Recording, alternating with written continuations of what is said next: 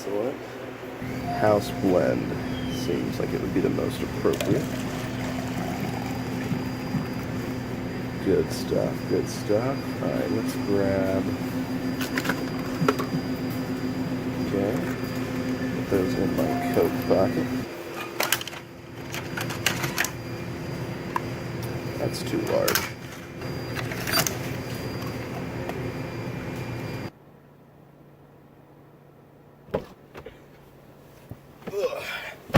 What's up, everybody? It's me, Nathan Webb, coming at you with the first installment of my Coffee Club series.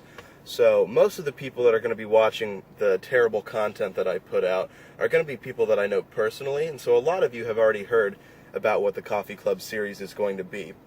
Basically, the premise of this series is that I'm going to be visiting all sorts of different under-reviewed and underrated sources of that good black bean in America, and I'm going to be giving them the screen time that they so deserve. I'm going to be doing these reviews as empirically as I possibly can. I'm going to be getting the medium-sized coffee wherever I go. I'm going to try and fill it to about the same space. I'm going to start the review by tasting it black, and then I'm going to slowly go up in the amount of creamers that I use, and I'm going to try and use hazelnut as often as I can, just so that we're sticking with a fair comparison between all of these different coffees. So with that in mind, the first coffee that I will be reviewing is Kum Go's House Blend. For those of you who don't know, Kum Go is a gas station that is present throughout the Midwest and somewhere in the South. Haven't exactly looked up all the locations, but that's why we have the internet. So we're going to start by taking a good old whiff, and the nice thing about coffee is that it pretty much smells about the same if you're just having it black with nothing in it, so it smells nice. At the worst case scenario, my car's going to be smelling pretty good. So I don't know if I'm able to show you what I got here, but that's about how dark it is. It's a medium roast. It was smack dab in the middle of their light to dark rating scale. So with that in mind, let's get right into it.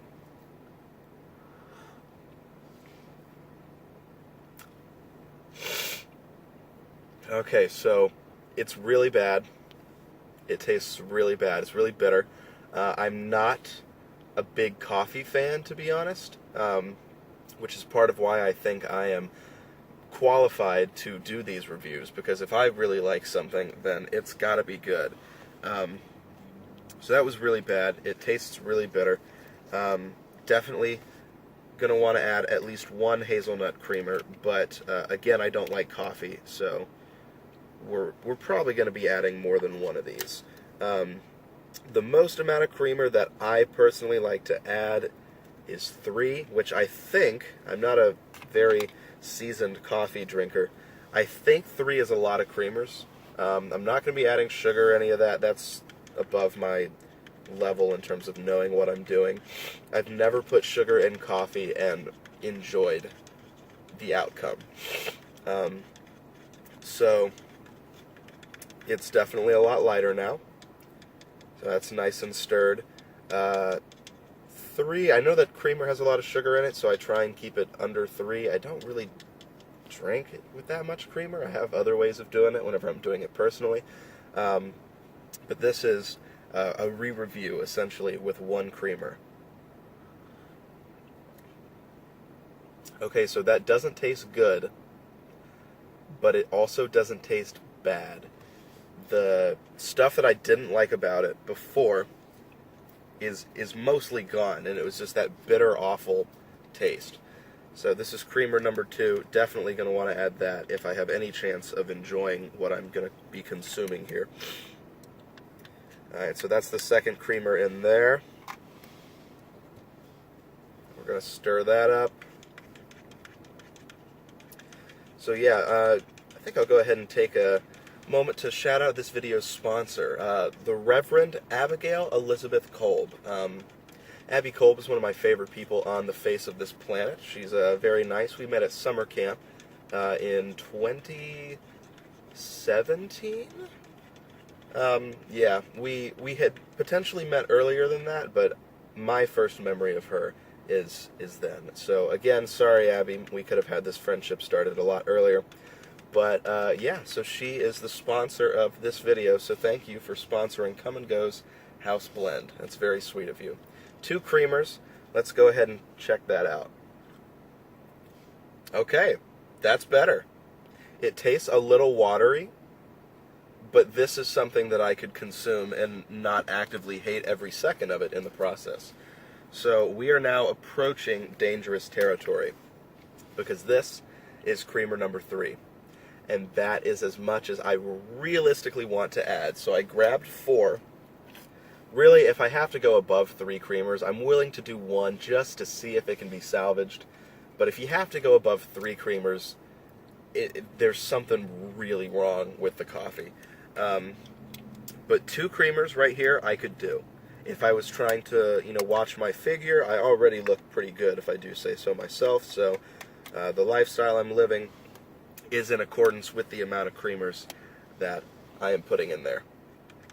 Alright, so we're going to go ahead and stir that up. Definitely lighter now. I'd say, let's bring that into the sun. This doesn't look like I'm drinking milk, but I think if I added anything else, it might. I think we're at a khaki color right now. Maybe if you made it a little lighter. Alright, so that's 3 creamers right here. This is the max that I want. If I have to go above this to salvage it, I'm not going to be happy. That's going to be reflected in the review. Alright, you know what?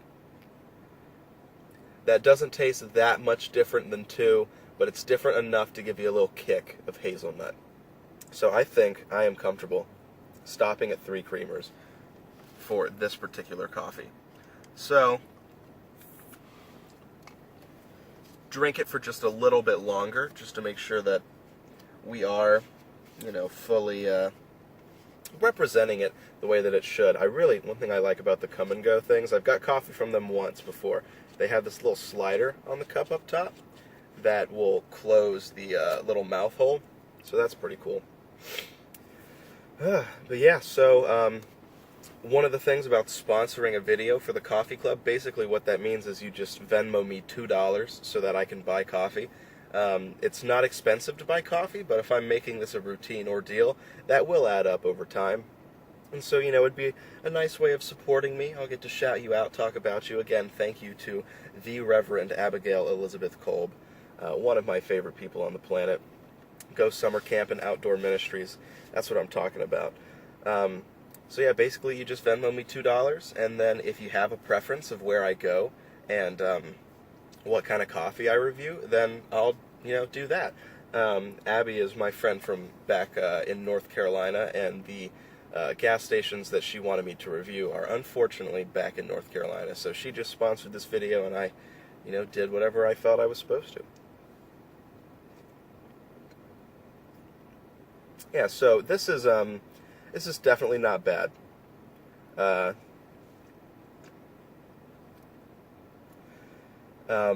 I first got into drinking gas station coffee on the way back from a trip that I took up to Raleigh, North Carolina. I had a 2.5-hour drive, which isn't anything bad, but I was very tired. I had been on the road for 10 minutes and knew that I would die on the way home, and so I stopped. It was 6:30 at night, and I thought it would be a bad idea, but I stopped and got some coffee at a Circle K, and I knew that gas station coffee had a purpose. I made it home perfectly. So figured that this is a market that doesn't have a lot of representation, and viewers need to know what they're purchasing before they purchase it. So if I had to rate this coffee, I would say for its purpose, I would give it a 3 out of 5. So if I was on my way home, or if I needed caffeine really quick, this is going to get the job done. There's nothing special about it, but there's nothing bad about it either once you get it to your liking, once you customize it a little bit and tweak how it tastes. I think if I was reviewing this in terms of actual coffee, it would not get a 3 out of 5. But for its purpose, this is satisfactory. So, thank you all for watching. This is going to be a very fun series, and see you next time.